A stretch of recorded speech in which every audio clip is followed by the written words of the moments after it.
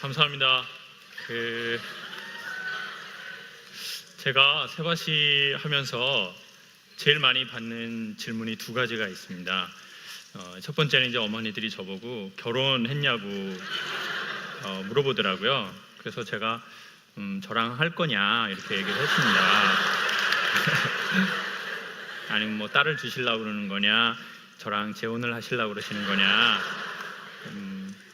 그리고 이제 두 번째 질문은 저보고 우리 김 선생은 그냥 말을 그냥 하려고 하는 게 아니라 재밌게 하려고 그러는 것 같은데 사는 게 강의처럼 날마다 재미있냐라고 저에게 물어보시는 게 있어요. 여러분 오늘 저 아까 이렇게 그 5분 하는 거 다 이렇게 4분 하는 거 다 들었는데 여러분 계속 이렇게 막 웃고 즐거워하고 그러시더라고요. 근데 솔직히 여러분 삶이 날마다 오늘처럼 이렇게 웃고 즐겁고 신이 나나요? 솔직히? 날마다 이렇게 즐거운 사람들을 광녀라고 하죠. 뭐 머리에 꽃 꼽아야죠. 저는 사실 날마다 즐겁지는 않습니다. 그리고 어떻게 날마다 즐겁겠습니까? 그리고 오늘 이게 8번째 강의입니다. 그러면 저는 뭘 생각하냐면 안 겹치게 어떻게 말할까? 전에 좀 겹쳤더니 유튜브에 겹친다는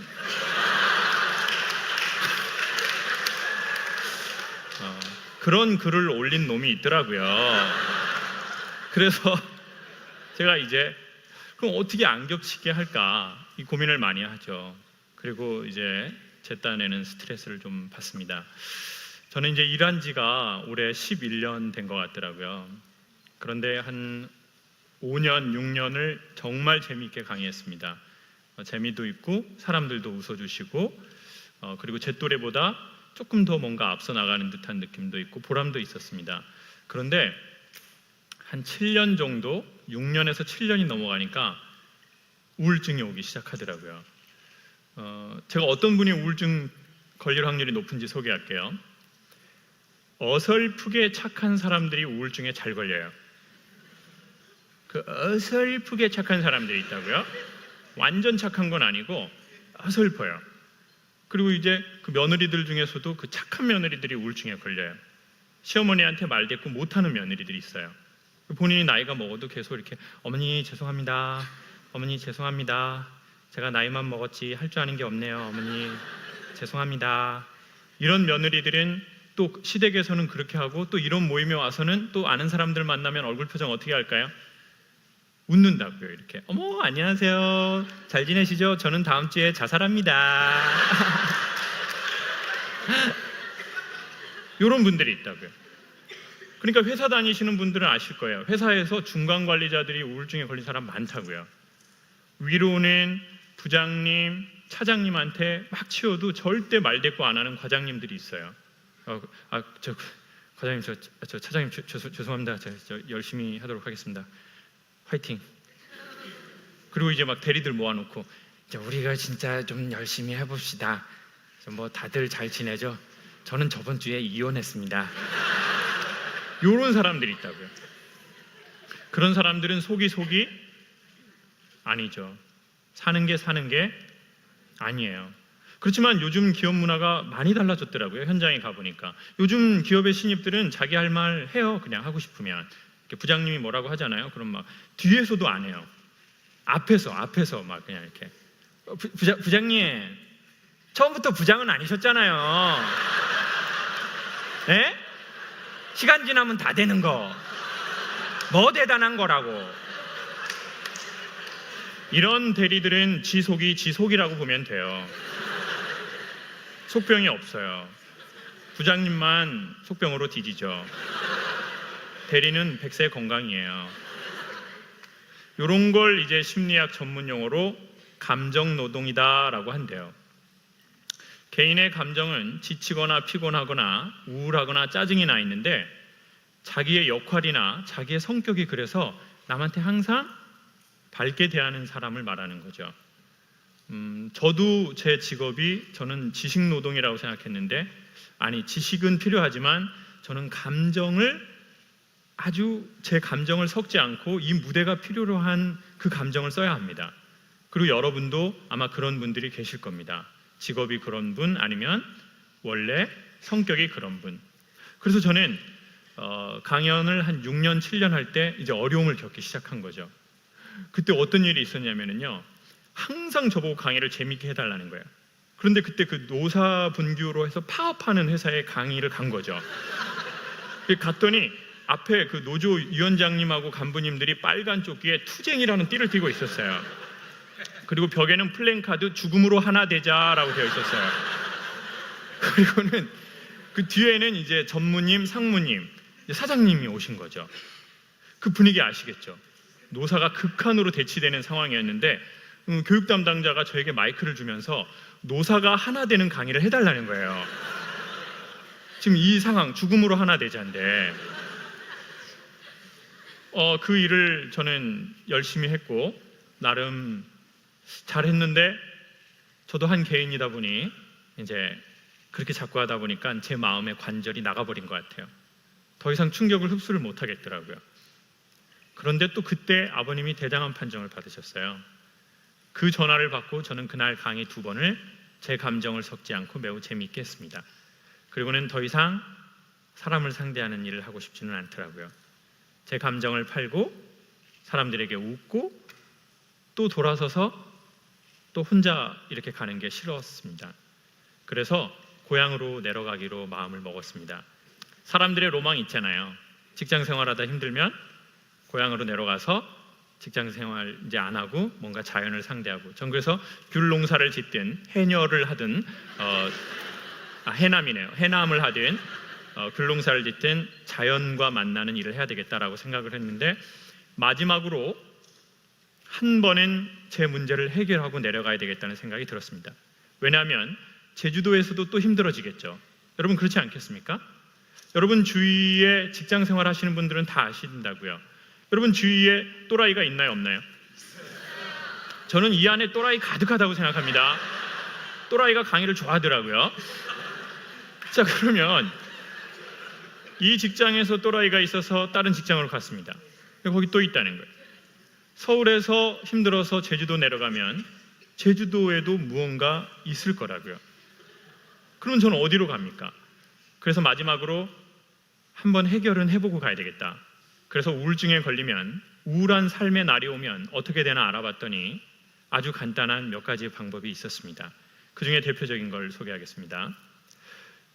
그때 어떻게 해야 되는지 저는 이렇게 책을 찾다 보니까 이게 좀 상담을 받으면 도움이 된다는 거예요. 그래서 제가 상담을 받으려고 알아봤습니다. 그런데 안 되겠는 거예요. 제가 웬만한 유명한 병원에선 이미 강의를 다 해버린 거죠. 의사 선생님, 간호사 선생님 모아놓고 소통 강의 엄청 재밌게 하고 그 다음 주에 우울증 접수하고 자살 충동에 동그라미 치고 저는 창피해서 못하겠더라고요. 그 즈음에 기적처럼 성당에서 전화가 왔습니다. 여보세요? 그랬더니 성당인데 신부님들 70분, 80분 정도 특강을 해달라는 겁니다. 그래서 제가 저 죄송합니다. 제가 그 종교적인 내용은 강의를 못합니다. 그리고 성당을 안 다녀서 분위기를 모릅니다. 했더니 강사님 아침마당 봤는데요. 아줌마들한테 한 거 똑같이 해주세요. 신부님들도 좋아하실 거예요. 순간 저는 신부님한테 상담받을까? 라는 생각이 들었습니다. 신부님은 왠지 제 얘기를 남에게 안 하실 것 같은 거예요. 저녁에 혼자 주무시잖아요. 신부님이니까요. 목사님한테는 하기 싫더라고요. 사모님하고 얘기를 나눌 것 같았거든요. 제가 사람 잘 안 믿거든요. 그래서 그런 회관에 딱 갔는데 신부님 70명, 80명이 검정색 그 신부님들 옷을 입고 있는데 정말 분위기가 묘하더라고요. 그래서 어떤 분이 인상이 좋으신가 하고 봤는데 저쯤에서 한 신부님이 계속 저를 보고 웃으시는 거예요. 마음이 열려서 강의가 끝나자마자 저도 용기를 냈습니다. 그리고 자존심을 내려놓고 말씀드렸죠. 신부님, 저는 말만 재밌게 하려고 하는 거지 우울증이 좀 있는 것 같습니다. 조용히 상담을 좀 받고 싶습니다. 이 얘기를 하려고 하는데 놀랍게도, 정말 놀랍게도 신부님이 먼저 저에게 우울증 상담을 받고 싶으시다는 겁니다. 제가 얘기를 하려고 하고 있는데 신부님이 신부를 안 하시고 싶으시다고 먼저 저한테 얘기를 하시는 겁니다. 혹대로 갔다가 혹을 붙이고 저는 제 얘기 하지도 못하고 그냥 네 신부님 기도해 드리겠습니다. 그리고 속으로 저도 뒤지겠습니다. 왜 저한테 이런 얘기를 하세요? 그리고는 다시 6개월이 지났습니다. 수도원에서 전화와서 나왔습니다. 여보세요? 그랬더니 수도원에 계신 은퇴하신 수사 신부님이신데 연세가 상당히 많이 되셨더라고요. 그런데 우리 김 선생 얘기를 솔직히 전에 들었는데 조용히 올라와서 상담받고 내려가랍니다. 그래서 제가 한마디를 드렸습니다. 신부님, 그런데 제 얘기 다른 사람한테 하시면 안 됩니다. 신부님이 그건 걱정하지 않아도 된다는 겁니다. 나이가 80이 넘으시고 90이 넘어가시면서 놀라운 일이 펼쳐졌는데 친구들이 다 죽었다는 겁니다. 저는 순간 이거 성당 유머인가? 내가 이거 이해 못하는 건가? 근데 웃기더라고요. 웃으면 안 되는데 웃기더라고요. 저는 그분이 이렇게 할렐루야 형제님 이랬으면 저는 안 갔을 겁니다. 근데 그분이 그 말씀을 하시는데요, 희한하게 마음이 높더라고요. 그래서 찾아갔죠. 머리는 백발, 후두가 달린 하얀 옷을 입고 계셨습니다. 문제가 뭐야? 말을 재밌게 해야 되는 강사인데요, 사는 게 재미가 있지 않습니다. 어떻게 해야 좋을지 모르겠습니다. 다시 눈을 감으시더니 한마디를 하시더라고요. 침묵을 배워. 저는 순간 마음에 확신이 들었습니다. 아, 이게 무슨 말일까? 여기에는 반드시 뜻이 있을 텐데. 그런데 또 한편으로는 강사한테 침묵을 배우라는 게 과연 무엇인가? 그래서 신부님, 말을 재밌게 해야 되는 강사입니다. 침묵을 하면 어떡합니까? 그랬더니 신부님이 말씀하시기를 자존심의 꽃이 떨어져야 인격의 열매가 맺힌다는 겁니다. 언제까지 세상을 네 잘난 맛으로 살 수 있냐는 겁니다. 침묵을 배우라는 겁니다. 어떻게 하면 침묵을 배울 수 있겠습니까? 프랑스에 있는 수도원으로 들어가라는 겁니다. 그건 아니라는 생각이 들었습니다. 신부님, 프랑스 말을 모르는데 어떻게 프랑스를 가나요? 프랑스 말을 모르니까 프랑스 가면 침묵이 된다는 겁니다.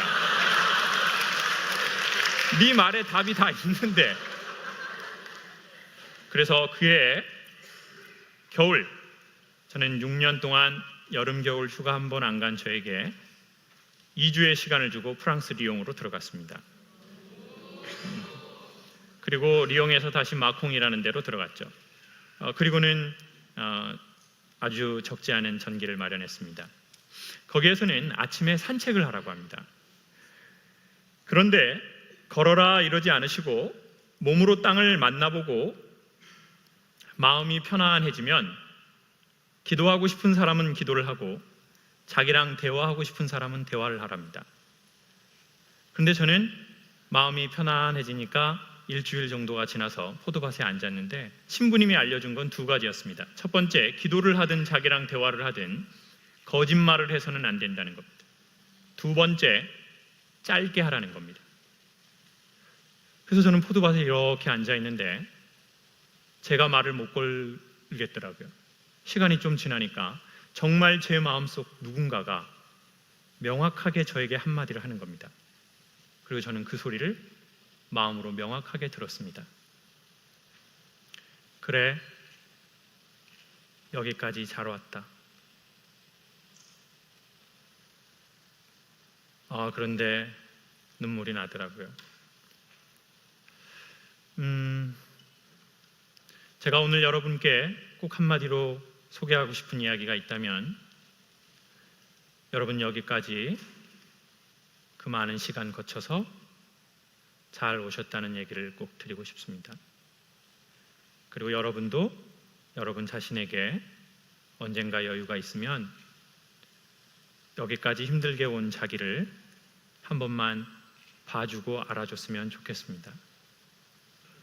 아침 저녁에 저희 시간이 되면 5분, 10분 정도 핸드폰 한번 끄고 산책하고 산책의 끝에 마음이 편안해지거든.